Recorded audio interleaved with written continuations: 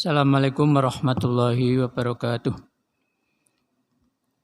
Alhamdulillah wassalatu wassalamu ala Rasulillah Muhammadin khairi abdillah wa ala alihi wa ashabihi wa man tabi'ahum bi ihsanin ila yaumil qiyamah. Para hadirin jamaah kajian tafsir yang saya hormati, alhamdulillah sore ini kita bisa bertemu lagi untuk melanjutkan kajian tafsir kita. Kita akan membaca tafsir surat Al-A'la. Bismillahirrahmanirrahim. Sabbihisma rabbikal a'la. Maha sucikanlah nama Tuhanmu yang maha tinggi. Kata sabbih itu dari kata sabbaha yusabbihu tasbih. Makna dasar dari sabaha itu artinya berenang. Kalau orang berenang itu dia berangkat dari tepian menuju ke tengah. Menjauh, jadi menjauh. Dari sini kemudian kata tasbih itu dimaknai menjauhkan dari Allah segala sifat-sifat kekurangan. Segala sifat-sifat yang tidak sesuai dengan sifat Allah itu sendiri. Nah, itu artinya tasbih. Bertasbih itu antara lain ucapannya adalah subhanallah. Kemudian implementasi dari perintah bertasbih ini antara lain diwujudkan dalam bacaan sholat kita. Waktu kita rukuk, kita membaca Subhana Rabbiyal Azimi wa bihamdih. Nah, ketika kita sujud, kita juga membaca tasbih Subhana Rabbiyal A'la wa bihamdih. Nah, jadi subhana itu sama dengan tasbih, maha suci Allah. Nah, maha suci Tuhanku. Nah, jadi dua bacaan itu, bacaan rukuk dan bacaan sujud. Ini merupakan wujud dari implementasi perintah bertasbih yang ada pada surat Al-A'la. Sabbihisma rabbikal a'la. Alladzi khalaqa fasawwa. Siapa Tuhanmu yang maha tinggi itu? Lalu dijelaskan oleh ayat kedua, alladzi khalaqa fasawwa. Dia yang menciptakan semua makhluknya, kemudian menyempurnakan penciptaan makhluknya itu. Di sini kita terjemahkan semua makhluk berdasarkan kaidah tafsir yang menyatakan kalau Allah itu menggunakan kata kerja transitif. Kata kerja transitif itu kata kerja yang harusnya ada objek yang disebut. Tetapi objek itu tidak disebut, maka objeknya menjadi luas. Nah, di sini kata khalaqa tidak menyebut objek. Maka objek dari khalaqa adalah semua makhluk. Nah, jadi Allah Tuhanmu yang maha tinggi yang menciptakan semua makhluknya. Nah, maka yang ada sekarang ini dua. Allah itu sebagai khalik, Rabbukal A'la itu sebagai khalik, dan selainnya itu sebagai makhluk. Dan Allah setelah menciptakan semua makhluknya, dia kemudian menyempurnakan penciptaan itu. Jadi semua ciptaan Allah itu sempurna, sesuai dengan fungsinya masing-masing. Hanya saja menurut Al-Quran, manusia itu yang paling baik. Susunan fisiknya, susunan tubuhnya itu. Sebagaimana yang disebut di surat Watini itu. Laqad khalaqnal insana fi ahsani taqwim. Kenapa manusia itu paling baik? Karena fungsinya dia sebagai khalifah di muka bumi. Yang ini tidak dimiliki oleh makhluk-makhluk Allah yang lain. Tetapi semua makhluk Allah itu sempurna sesuai fungsinya masing-masing. Nah, binatang buas itu sempurna sesuai fungsinya sebagai binatang buas. Allah yang menciptakan semua makhluknya kemudian menyempurnakan penciptaannya. Jadi tidak ada yang tidak sempurna penciptaannya, semua sempurna. Walladzi qaddara fahada. Tuhanmu yang maha tinggi ini setelah menciptakan makhluk dan menyempurnakannya, dia yang memberikan ukuran, batasan pada sifat-sifat dan kemampuan maksimal dari makhluknya itu. Memberikan ukuran, memberikan batasan pada sifat, pada diri dan pada kemampuan dari makhluk yang diciptakannya. Lalu dia memberi petunjuk ke arah mana yang harus dituju. Jadi kata qaddara yuqaddiru itu artinya adalah memberi ukuran. Ini nanti kalau dalam tafsir tematik dari penghimpunan semua ayat yang menggunakan kata dasar qaddara yuqaddiru takdir, lahir konsep takdir dalam arti sistem yang ditetapkan oleh Allah Subhanahu wa taala. Misalnya kita sebut ya, surat Yasin. Wasamsu tajri li mustaqarrilaha dzalika takdirul azizil alim. Matahari itu berjalan pada porosnya, itulah ketetapan Tuhan, ukuran yang ditetapkan oleh Tuhan kepada matahari. Tuhan yang maha perkasa. Nah, jadi dia tidak akan bergeser ke tempat yang lain. Lalu ayat berikutnya, wal qamara qaddarnahu manazila hatta adakal urjunil qadim. Rembulan itu kami tentukan manzilahnya. Nah, kalau rembulan itu berputar pada dirinya tapi dia juga berputar mengelilingi matahari dan bumi. Nah, itulah manzilah dari rembulan. Di ayat yang lain Allah berfirman, wa khalaqa kullasyai'in faqaddarahu takdiro. Allah menciptakan segala sesuatu dan semua yang diciptakan itu diberi ukuran yang pasti sepasti-pastinya. Nah, jadi nanti dari sini menghimpun seluruh kata kerja yang menggunakan kata takdir dan derivasinya.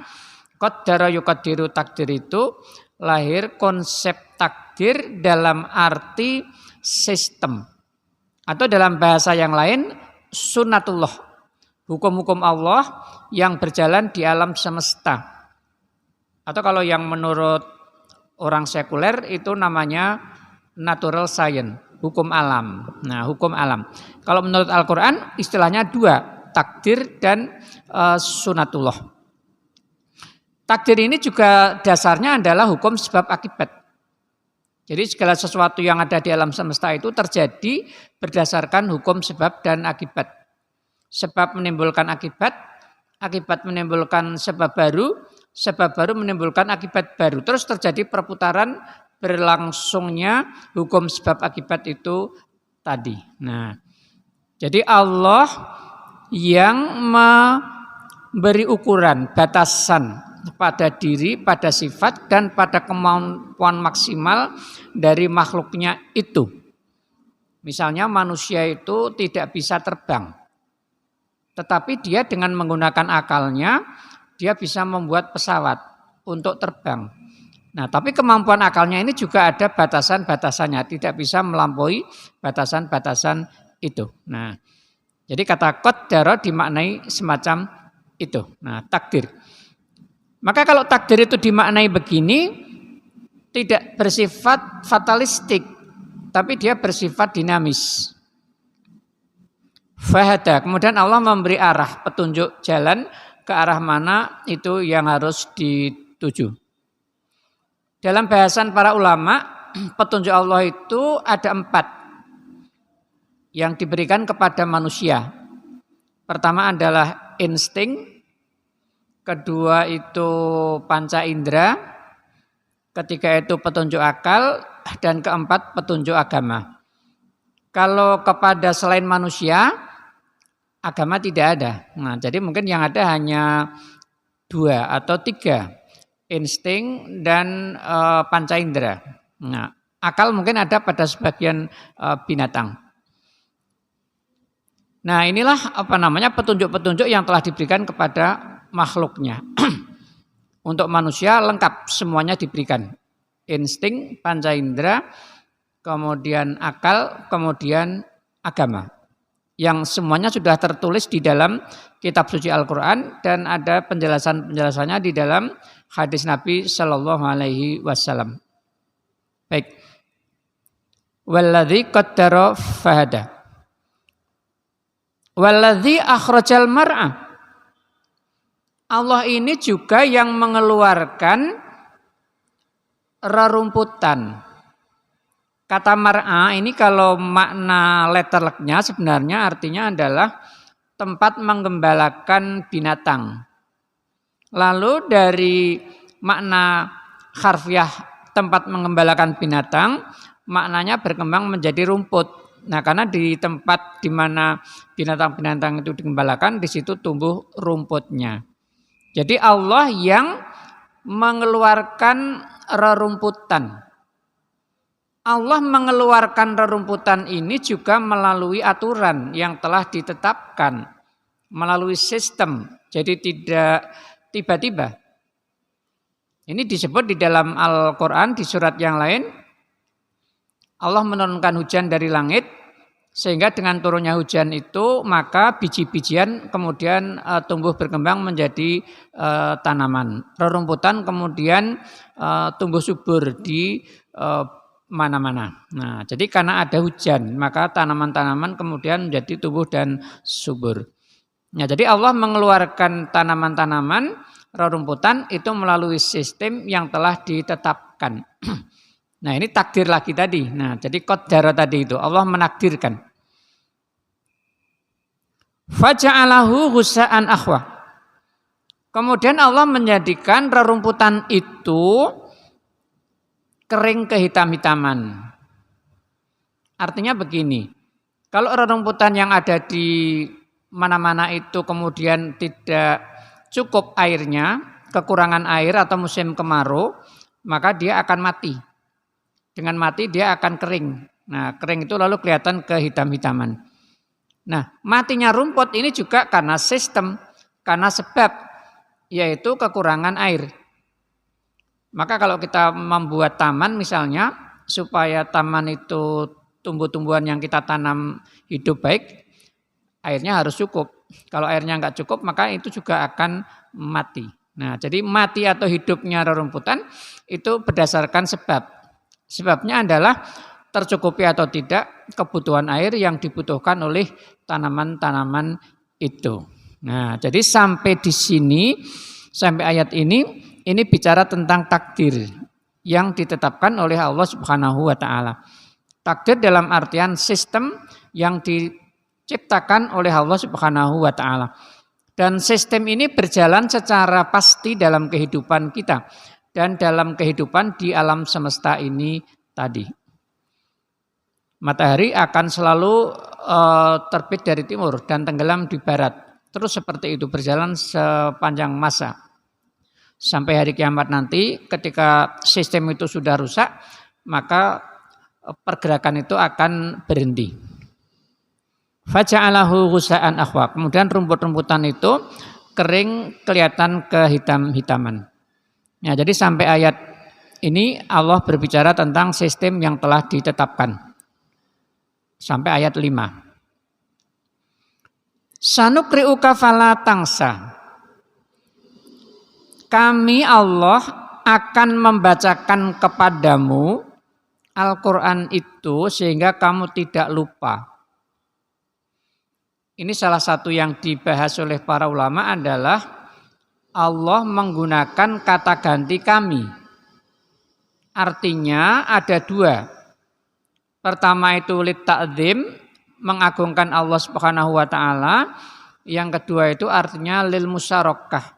Ada keterlibatan selain Allah di dalam realisasi perbuatan-perbuatan itu. Allah di dalam membacakan Al-Quran kepada Rasulullah tidak langsung dari Allah kepada Nabi Muhammad, tetapi semuanya melewati malaikat Jibril. Jadi Jibril datang kepada Rasul, kemudian membacakan ayat-ayat itu. Ditirukan oleh Rasul sampai beliau itu hafal. Makanya kalau Rasul itu terburu-buru menirukan bacaan Jibril, sebelum Jibril selesai membacakan, Rasul ditegur oleh Allah Subhanahu wa taala. Tegurannya misalnya berbunyi begini. La tuharrik bihi lisanaka lita'jala bih. Inna alaina jam'ahu wa qur'anahu fa idza qara'nahu fattabi' qur'anahu. Nah, jadi sesungguhnya kamu jangan buru-buru menggerakkan lidahmu, la tuharrik bihi lisanaka, untuk buru-buru mengikuti bacaan Jibril sebelum Jibril itu selesai membaca. Menjadi kewajiban kami menghimpun Al-Quran itu ke dalam dadamu dan membacakannya, wa qur'anahu. Kalau kami sudah membacakannya, maka ikutilah pembacaan itu. Summa inna alaina bayanahu, kemudian juga menjadi kewajiban kami untuk menjelaskan Al-Quran itu kepada kamu. Nah, jadi Allah menggunakan kata ganti kami. Itu artinya ada keterlibatan selain Allah di dalam realisasi kegiatan-kegiatan itu. Nah, di sini yang terlibat adalah malaikat Jibril yang memang punya tugas khusus untuk menyampaikan wahyu-wahyu Allah kepada para nabi, termasuk kepada Rasulullah Shallallahu Alaihi Wasallam. Sehingga Nabi tidak akan lupa. Ila masya Allah. Ila masya Allah ini adalah penguat bahwa Nabi betul-betul tidak akan lupa apa yang sudah dibacakan kepada beliau. Ila masya Allah ini menunjukkan kemahakuasaan Allah Subhanahu wa taala di dalam perbuatannya. Allah bisa berbuat apa saja, tetapi Dia tidak berkehendak untuk membuat pembacaan Al-Quran pada Nabi ini kemudian dilupakan oleh Rasulullah Shallallahu Alaihi Wasallam. Nah, itu sama dengan ucapan ulama dulu. Kalau Allah mau, bisa memasukkan orang jahat ke surga atau memasukkan orang baik ke neraka. Nah, tapi Allah tidak mau yang begitu. Nah, ini menunjukkan kemahakuasaan Allah Subhanahu wa taala. Bisa berbuat apa saja tapi tidak kemudian semaunya sendiri. Nah, gitu yang dimaksud. Illa masya Allah. Innahu ya'lamul jahra wa ma yakhfa. Allah itu mengetahui yang terang-terangan, perbuatan-perbuatan yang terang-terangan maupun ucapan-ucapan yang terang-terangan, wa ma yakhfa, maupun yang sembunyi-sembunyi, baik perbuatan maupun ucapan-ucapan yang ada di dalam hati sanubari manusia. Allah itu mengetahui. Makanya dalam hadis Nabi dinyatakan begini, innallaha la yangduru ila suwarikum walakin yangduru ila qulubikum. Allah itu tidak melihat wujud bentuk fisiknya, tetapi yang dilihat oleh Allah itu adalah apa yang ada di dalam hati, niat, motivasi yang melandasi seseorang di dalam melakukan sesuatu. Innahu ya'lamul jahra wa ma yakhfa wa nuyassiruka lil yusra. Dan kami akan memberikan kemudahan kepadamu untuk memperoleh kemudahan. Jadi ini salah satu anugerah Allah kepada Rasulullah. Rasulullah itu dianugerahi kemudahan untuk memperoleh kemudahan. Sehingga tugas yang dibebankan kepada beliau seberat apapun akan tetap bisa diselesaikan oleh Rasulullah Shallallahu Alaihi Wasallam karena beliau dianugerahi kemudahan ini tadi. Nah, kalau kita ingin mendapatkan kemudahan, ada syaratnya, tidak taken for granted. Misalnya kita bisa baca di surat Al-Lail ayat 5 sampai ayat 10 yang sudah kita bahas pada pertemuan sebelum ini. Kalau kita ingin dimudahkan memperoleh kemudahan, maka syaratnya 3 perkara.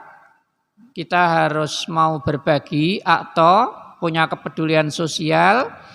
Yang kedua bertakwa. Yang ketiga membenarkan yang terbaik dari Allah. Baik surga maupun ganjaran-ganjaran. Kalau 3 perkara ini dilakukan, maka Allah berfirman, fasanuyassiruhu lil yusra. Kami Allah akan memudahkan untuk memperoleh kemudahan. Sebaliknya kalau yang kita lakukan itu kebalikannya dari yang 3 ini, bakhil, kemudian wastaghna, menyombongkan diri, dan mendustakan yang terbaik dari Allah, maka Allah akan memudahkan untuk memperoleh kesulitan. Jadi dimudahkan tetapi memperoleh kesulitan. Nah, Rasulullah mendapat jaminan dari Allah, dimudahkan memperoleh kemudahan. Ini dalam rangka untuk mendukung kesuksesan dakwah beliau menyiarkan agama Islam. Tugas mulia dari Allah Subhanahu wa taala. Fadzakir in nafa'ati dzikra. Maka berilah peringatan jika peringatan itu berguna. Ini tidak berarti kalau kita menduga peringatan enggak berguna kita tidak memberi peringatan. Tetap peringatan itu harus diberikan. Hanya kegunaan peringatan itu boleh jadi dalam waktu relatif singkat, bisa juga dalam waktu relatif lama. Ada orang yang diberi peringatan kemudian langsung merespon dengan baik. Ada orang yang sudah berulang kali diberi peringatan tetapi tidak merespon dengan baik. Nah, tapi paling tidak peringatan itu ada sedikit yang bisa memberi manfaat kepada yang bersangkutan. Sayadzakkaru man yakhsha. Maka ayat berikutnya mengatakan peringatan-peringatan itu akan diingat, akan dijadikan pelajaran bagi orang-orang yang punya potensi untuk takut kepada Allah Subhanahu wa taala. Nah, orang-orang yang punya potensi takut biasanya kalau diberi peringatan itu cepat meresponnya. Sebaliknya orang-orang yang tidak ada potensi takut, mereka justru melawan terhadap peringatan-peringatan itu. Sehingga dampak buruk bisa menimpa yang bersangkutan. Wa yatajannabuhal asqa. Dan peringatan-peringatan itu akan dijauhi oleh orang-orang yang paling celaka atau orang-orang yang celaka. Nah, jadi kata asqa di sini digunakan dalam pengertian orang-orang yang betul-betul sudah mendarah daging dalam dirinya itu keburukan. Sehingga peringatan-peringatan yang disampaikan kepadanya selalu akan ditolak, selalu akan dijauhi, selalu akan dilawan. Nah, wasayujannabuhal asqa. Siapa itu al-asqa? Orang-orang yang sudah mendarah daging keburukan-keburukan di dalam dirinya itu, alladzi yaslan narul kubra, mereka yang nanti pada hari kiamat itu akan masuk ke dalam api yang sangat besar, api neraka yang berkobar sangat besar. Nanti, tidak sekarang. Kalau sekarang dalam kehidupan di dunia, orang-orang yang durhaka itu tetap bisa sukses dalam kehidupan duniawinya.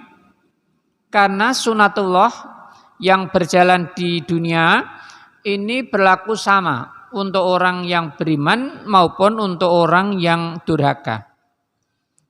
Ini antara lain disimpulkan dari doa Nabi Ibrahim. Dulu Nabi Ibrahim pernah berdoa begini. Rabbi ja'al hadza baladan amina warzuq ahlahu minas samarati man amana billahi wal yaumil akhir. Man amana minhum billahi wal yaumil akhir. Jadi yang didoakan oleh Nabi Ibrahim itu adalah orang-orang yang beriman kepada Allah dan hari akhir. Allah menjawabnya begini, wa man kafara fa umatti'uhu qalila summa attaruhu ila adzabinar. Adapun orang-orang yang kafir, maka mereka akan kami beri kesenangan sebentar di dunia maksudnya. Bisa bahagia, bisa sukses, bisa berhasil dalam kehidupan dunia. Tetapi nanti di akhirat mereka akan dilemparkan ke dalam api neraka. Nah, jadi kalau dunia ada pilihan-pilihan. Orang kafir mau sukses bisa. Orang mukmin mau tidak sukses bisa. Ada pilihan-pilihan hukum Allah tadi itu. Tetapi kalau di akhirat tidak ada. Kafir otomatis neraka, mukmin otomatis surga. Nah, jadi tidak ada pilihan. Ini hukumnya sudah sangat mengikat kepada manusia. Alladzi yaslan narul kubra summa la yamutu fiha wa la yahya. Nanti di akhirat itu orang-orang kafir ini tidak akan hidup sempurna. Nah, tidak hidup, tidak mati. Karena apa tidak mati? Mereka akan merasakan siksa terus-menerus.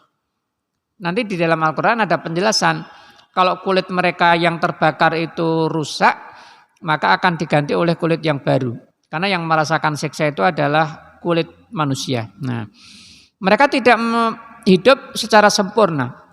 Berbeda dengan orang-orang yang bertakwa kepada Allah Subhanahu wa taala. Mereka hidup sempurna. Nah, kehidupan akhirat adalah kehidupan yang sempurna bagi orang-orang yang beriman. Bagi orang-orang yang kafir, kehidupan akhirat ini mereka tidak mati, tidak hidup. Tidak mati karena akan merasakan siksa terus-menerus dan tidak hidup dengan kehidupan yang sempurna. Qad aflaha man tazakka.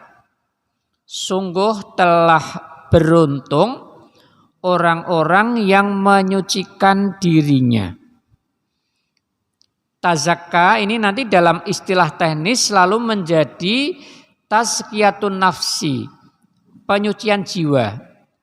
Penyucian jiwa itu pengertiannya adalah meninggalkan syirik sejauh-jauhnya dan meninggalkan perbuatan-perbuatan yang lahir dari syirik itu. Ada ketakaburan, ada kesombongan, ada riya. Nah, itu adalah perbuatan-perbuatan buruk yang lahir dari syirik. Lalu menghayati tauhid sedalam-dalamnya dan melaksanakan sifat-sifat baik yang muncul dari tauhid. Sifat-sifat baik yang muncul dari tauhid antara lain tawakal, berserah diri kepada Allah, ikhlas, ridho. Nah, itu adalah sifat-sifat positif, sifat-sifat baik yang lahir dari tauhid. Nah, jadi tazkiyatun nafsi itu intinya dua. Meninggalkan syirik sejauh-jauhnya dan sifat-sifat buruk yang lahir dari syirik, lalu menghayati tauhid sedalam-dalamnya dan melaksanakan sifat-sifat baik yang lahir dari tauhid itu tadi. Nah, jadi itu inti dari tazkiyatun nafsi. Sarana dan amaliyah-amaliyah untuk tazkiyatun nafsi ini banyak di dalam Al-Quran. Yang paling inti adalah syariat-syariat agama. Nah, sebentar lagi kita akan melaksanakan puasa Ramadan. Itu adalah sarana tazkiyatun nafas. Maka mari kita hayati yang sedalam-dalamnya. Puasa, haji, sholat, zakat. Nah, itu adalah sarana tazkiyatun nafas. Nah, qad aflaha man tazakka, sungguh telah beruntung orang-orang yang menyucikan jiwanya. Wa dzakara asma rabbih fasholla. Kemudian dia mengingat nama Tuhannya dan sholat. Sholat di sini bukan dalam pengertian sholat 5 waktu. Tapi maksudnya adalah doa. Nah, doa itu juga ada dalam sholat. Jadi kata sholat ini pengertiannya umum. Tidak hanya dalam pengertian sholat syar'i, yaitu sholat 5 waktu. Nah, zikir kepada Allah ini juga luas pengertiannya. Zikir kepada Allah Subhanahu wa taala. Kalau zikir dalam arti khusus itu membaca kalimat-kalimat tertentu. Ada tasbih, ada istighfar, ada khauqalah. Nah, itu adalah zikir dalam artian khusus. Jadi kalau zikir dalam artian luas, objeknya itu juga banyak. Nah, zikir dalam artian khusus itu adalah pintu masuk untuk zikir dalam artian yang luas. Nah, nanti kita akan ketemu banyak itu di Quran, objek-objek zikir dalam artian yang luas itu. Nah, zikir dalam arti luas adalah kesadaran tentang kehadiran Allah dan kesadaran manusia bahwa Allah itu selalu bersama manusia dan selalu akan membimbing manusia di dalam kehidupannya. Nah, kalau maknanya adalah yang luas ini, maka objeknya antara lain ya menghayati Allah dan sifat-sifatnya itu. Nah, kemudian kita menyontoh sifat-sifat Allah itu. Kemudian objek dzikir yang kedua adalah ayamilah. Ayamilah itu artinya peristiwa-peristiwa sejarah yang pernah terjadi pada kita dari masa klasik sampai masa kita sekarang ini. Kemudian kita jadikan panduan di dalam kehidupan kita sehingga akan membimbing kehidupan kita menjadi lebih baik. Lalu yang lain objeknya adalah Al-Qur'an. Kemudian objeknya yang lain apa? Tokoh-tokoh. Baik itu tokoh yang baik maupun tokoh yang jahat. Nah, tokoh yang baik di Quran juga banyak disebut. Di surat Maryam itu nabi-nabi itu.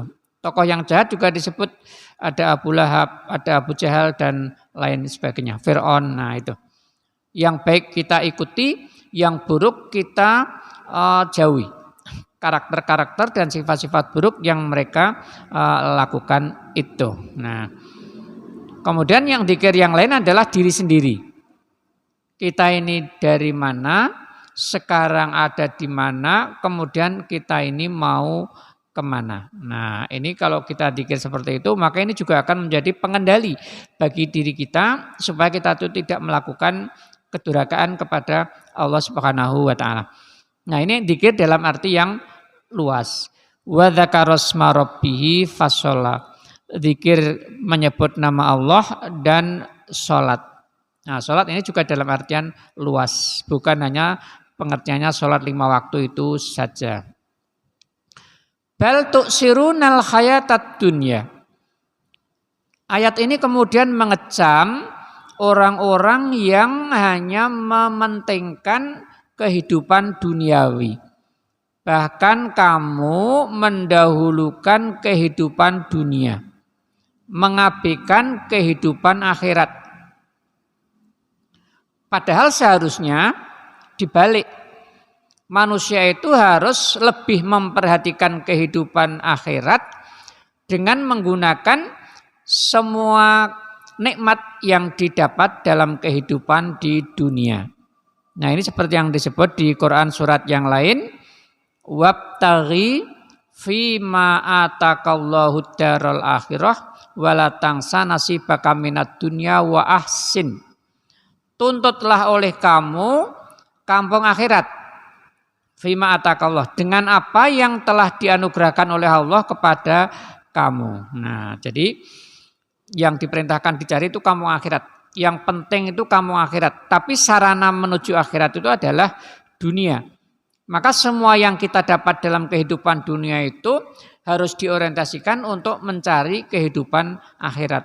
Orang menjabat itu bukan hanya untuk mengumpulkan harta dunia, tapi ini juga bisa dipakai untuk mencari kampung akhirat. Digunakan, dilaksanakan dengan sebaik-baiknya amanah dari rakyat itu. Nah, orang punya harta benda yang banyak, bukan hanya untuk dinikmati saja, tapi juga dipakai untuk kepentingan-kepentingan agama supaya dia punya nilai ukhrawi dan berguna bagi yang bersangkutan. Ini yang dimaksud.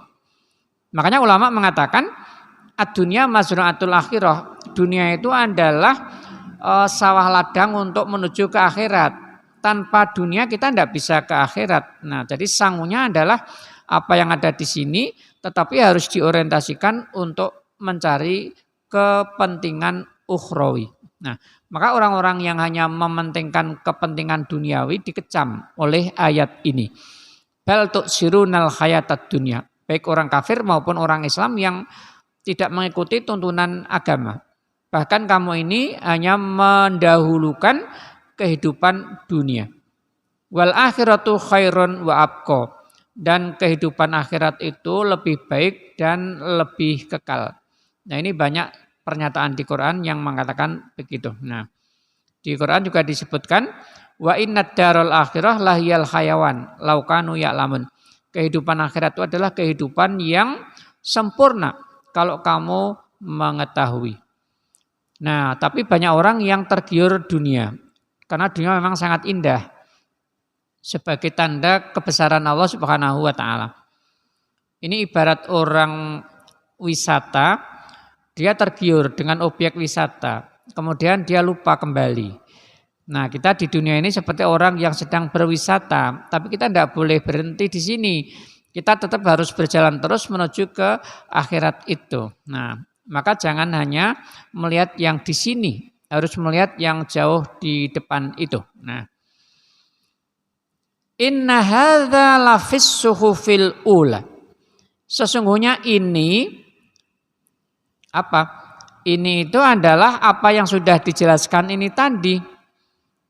Kehidupan akhirat itu lebih baik daripada kehidupan dunia. Dan dunia itu adalah mazra'atul akhirah, sangunya untuk ke akhirat. Ini sudah ada dalam kitab-kitab suci yang dulu. Nah, kitab-kitab suci yang diturunkan kepada nabi-nabi yang dulu.